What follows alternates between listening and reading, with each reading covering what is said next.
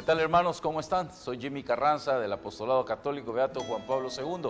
Estamos en su programa ¿En qué creemos los católicos? Constantemente tratamos de profundizar en aquello que nos enseña la Iglesia, no solamente para conocer nuestra fe, cómo celebrarla, sino también cómo vivirla y de qué manera desarrollar la vida espiritual.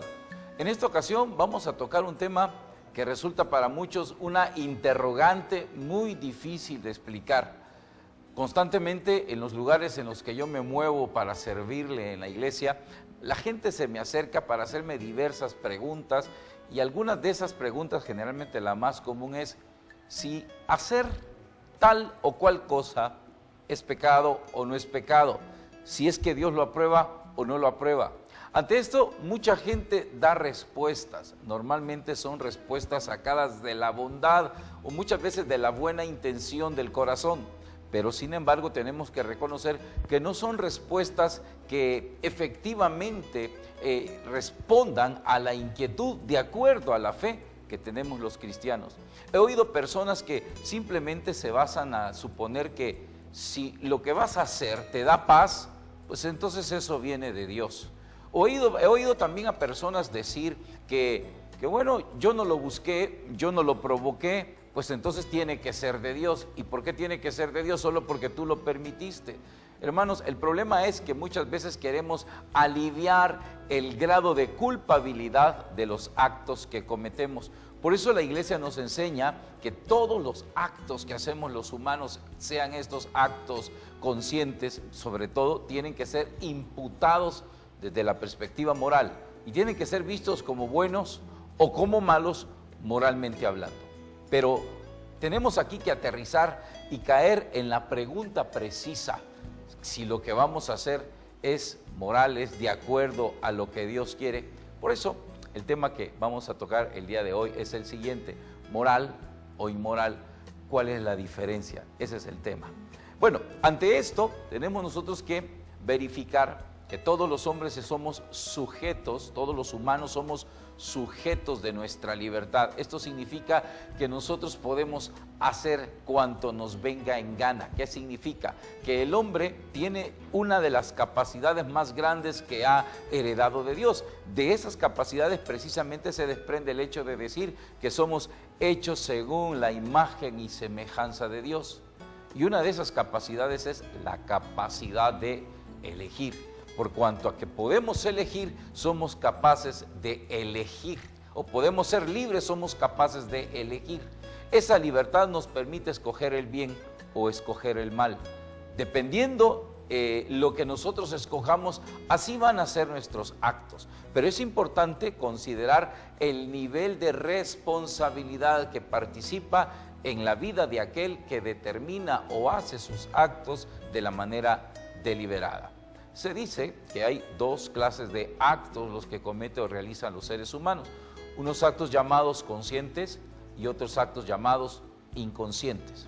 Los inconscientes pues son aquellos que definitivamente no están bajo nuestro control, bajo nuestra razón. Donde nosotros tenemos que penetrar es o hacer la evaluación en los actos que se realizan de manera consciente, en los que participa la deliberada voluntad y la libertad de la persona, del individuo. Es a ellos sobre los que se genera una evaluación. Ahora, ¿cómo evaluar? Es aquí el centro de nuestro programa el día de hoy. ¿Cómo evaluar si lo que voy a hacer o lo que usted quiere hacer está moralmente bien visto o no? Bueno, ante esto hemos de considerar que la Iglesia nos enseña ciertos elementos que vamos a tomar en cuenta. El primero de ellos es el objeto elegido. Y como nos enseña el Catecismo de la Iglesia, que especifica moralmente el acto de la voluntad según que la razón lo reconozca y lo juzgue como bueno y como malo. El acto es la acción misma que se realiza, pero con su compromiso moral. Por ejemplo, la palabra o el verbo hablar es muy infinito. No podemos nosotros suponer si hablar es bueno o es malo, pero su aplicación moral nos determina su bondad o malicia en el acto mismo. Entonces nosotros podemos usar la palabra hablar con una connotación moral muy propicia o muy específica. Por ejemplo, criticar, insultar, aconsejar, predicar, evangelizar. Todas esas aplicaciones dependen del mismo acto, que es hablar, pero su aplicación moral es lo que determina la bondad o malicia de aquello que hagamos. Sin embargo, de repente cuando se aplica o se hace la aplicación moral de la palabra, todavía tiende a quedar vago. Es aquí donde necesitamos revisar las intenciones. Nuestro Señor Jesús decía que no es lo que entra en el corazón del hombre lo que daña al hombre, sino lo que sale del hombre es lo que realmente lo daña, porque es en el corazón del hombre donde se generan las malas intenciones. Por tanto, el segundo paso a evaluar, según nos dice la palabra de Dios, es la intención con la cual nosotros realizamos nuestros actos. Esto es la finalidad. A la finalidad nosotros le vamos a descubrir el concepto que el Catecismo de la Iglesia nos da. La intención es un movimiento de la voluntad hacia un fin. Por eso es importante considerar el trasfondo de las acciones que realizamos. De repente nosotros nos podemos quedar en el nivel infinitivo, es decir, yo hice tal cosa, pero tenemos que preguntarnos cuál es la finalidad. La finalidad muchas veces puede enturbiar un mismo acto que de suyo puede ser bueno. Imagínense, dar una ofrenda. Pues el acto es bueno, el acto no entraña maldad, así porque sí. Pero sin embargo, si nosotros evaluamos la intención, y la intención en el corazón de quien hace el donativo es aparecer en televisión para que todo el mundo lo aplauda, pues entonces su intención se ha deformado, perdió totalmente la validez moral que le aplicaba en el acto solamente o en el objeto. Aquí ya estamos viendo o evaluando la intención. Hay personas incluso que han creído que la intención anula el acto mismo, cuando el acto de suyo es malo o es ilícito. Hay un principio legislativo, ni siquiera es un principio cristiano, es un principio legislativo y de carácter moral que dice que el fin no justifica los medios. Hace poco estaba dando en uno de los núcleos de mi apostolado esta clase y una hermana precisamente me preguntaba, ¿quiere decir, hermano Jimmy? Me decía que lo de Robin Hood es ilícito. Efectivamente, le dije, como ella lo había preguntado, ¿acaso no se puede robar a los ricos para dárselo a los pobres? ¿Y quién dice que eso es bueno?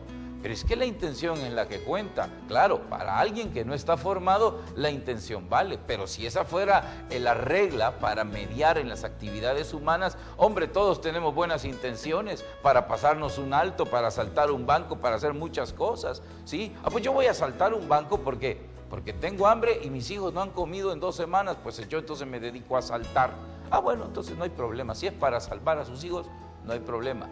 Se da cuenta cómo solo quedarnos con la muy seca y llana intención puede desvirtuar totalmente un acto. Por eso es preciso, hermanos, descubrir cuando el acto, aunque de suyo sea bueno, es importante determinar la intención con que se realice tal acto. Definitivamente, nosotros ponemos intención en las cosas que hacemos.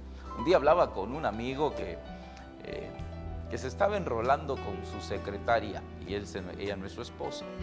Y de repente me decía, yo no sé, yo no tengo la culpa, las cosas se fueron dando. Yo le dije, pues se fueron dando porque tú pusiste la intención. No, yo no tenía la intención. Pues, ¿y por qué la visitabas en su escritorio? ¿Por qué le llevabas un dulce? ¿Por qué le comprabas flores? ¿Cuál era la intención en el fondo? No me digas que no había intención.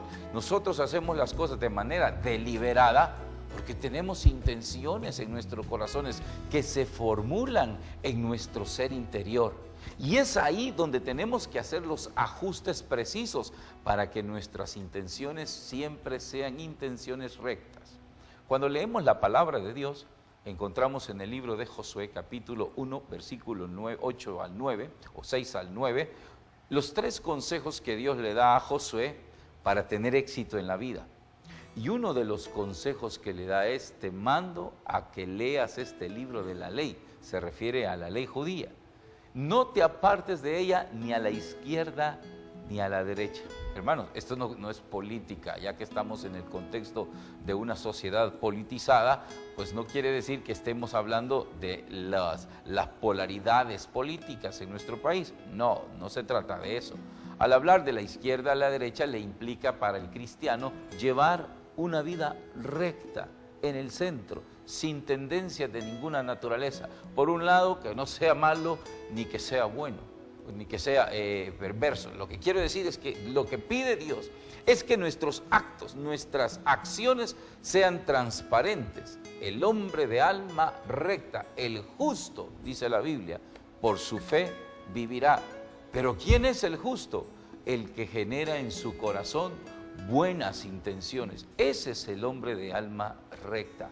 Por eso nuestro trabajo es que antes de realizar una acción, primero evaluemos la intención, el por qué, el para qué lo voy a hacer, cuál es el objetivo último, la finalidad misma de lo que estoy haciendo. Y eso nos permite detenernos. Si somos cristianos que queremos obrar bien, no se trata solamente de tener la conciencia tranquila, no se trata solamente de tener paz, no solo basta eso, ni tampoco que te haga o no te haga feliz, porque he oído también consejos de gente que le dicen, bueno, hermano, si eso te hace feliz, pues ni modo, eso tengo que respetarlo. Hay muchas actividades de la vida humana que nos dan una felicidad aparente, pero muchas veces están relacionadas con los ilícitos. Si yo voy a una cantina y veo un grupo de borrachos ahí consumiéndose en el alcohol, porque ellos ya no consumen alcohol, sino que el alcohol los está consumiendo a ellos, yo les pregunto, ¿ustedes están felices? Claro, ellos me van a decir que sí, que son felices ahí tomando todo el licor del mundo,